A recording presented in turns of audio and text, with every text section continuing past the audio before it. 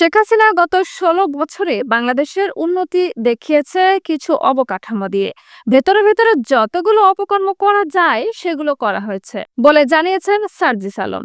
জাতীয় নাগরিক কমিটির মুখ্য সংগঠক ও জুলাই শহীদ স্মৃতি ফাউন্ডেশনের সাধারণ সম্পাদক সার্জিস আলম বলেছেন, জাতীয় নাগরিক কমিটি বৈষম্য বিরোধী ছাত্র আন্দোলন থেকে একটি দায়িত্ব নিয়েছে। আর বৈষম্য বিরোধী ছাত্র আন্দোলন ও জাতীয় নাগরিক কমিটি কোনো রাজনৈতিক প্ল্যাটফর্ম না, আগামীতেও হবে না। আগামীর বাংলাদেশে যে সরকারই আসুক, জবাবদিহিতায় জাতীয় নাগরিক কমিটি চাপ প্রয়োগ গ্রুপ হিসেবে কাজ করবে আর আগামীর বাংলাদেশে লিডারশিপ তৈরির কাজ করবে। একই সময়ে সার্জিস আলম বলেন, শেখ হাসিনা গত ১৬ বছরে কিছু অবকাঠামো দিয়ে বাংলাদেশের যা উন্নতি দেখিয়েছে তার ভেতরে ভেতরে যতগুলো অপকর্ম করা যায় সেগুলো করেছে।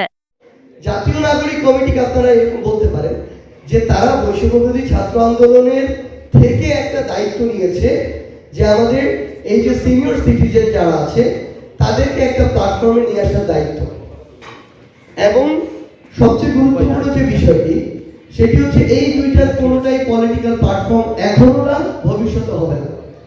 বৈষম্য বিরোধী ছাত্র আন্দোলন অ্যাজ অলওয়েজ ভবিষ্যতেও এটা একটা, যেমন আমাদের ঐক্যের প্রতীক হিসেবে ছিল এই পুরো অভ্যুত্থানে, আগামীর বাংলাদেশেও সেভাবেই থাকবে।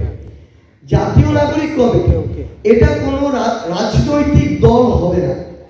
জাতীয় নাগরিক কমিটি এই নামে আগামীর বাংলাদেশে কোনো রাজনৈতিক রেজিস্ট্রেশন প্রাপ্ত যে দল হয় এরকম হবে না। কিন্তু জাতীয় নাগরিক কমিটি একটি রাজনৈতিক শক্তি, কিন্তু রাজনৈতিক শক্তি যেটি হবে এটি হচ্ছে লিডারশিপ তৈরি করবে আগামীর বাংলাদেশে। পাশাপাশি এই প্ল্যাটফর্মটা একটা প্রেশার গ্রুপ হিসেবে কাজ করবে আগামীর বাংলাদেশে।